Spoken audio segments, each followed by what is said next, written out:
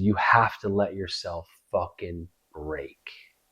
Mm. You have to let yourself break so deeply into the fear and grief to levels that you are terrified of, because in that is where you get to know yourself, where you get to feel yourself. Mm. And again, feeling into that polarity, it's like I can only ever know the peaks of ecstasy if I have touched the valleys of hell.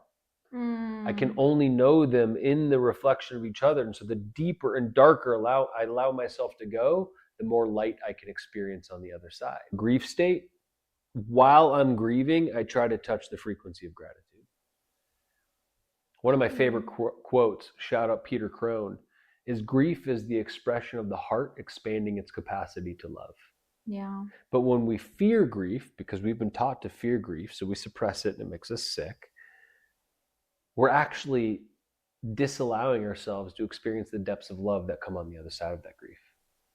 Because grief Mm. is a love frequency. We are grieving because of the love we feel for whatever it is that we're grieving. Yeah.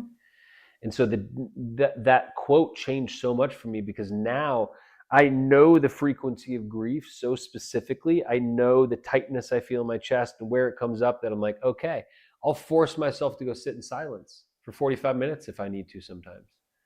I'm like, I invite this grief to come through and be felt. Yeah. I wait for the tears. I wait for that flush to come through me. And then once I start to feel that frequency of grief, I hold so much gratitude that I'm being presented this part of me, because I know the love I'm going to feel on the other side of it. Because in my belief, fear is a benevolent act of the heart.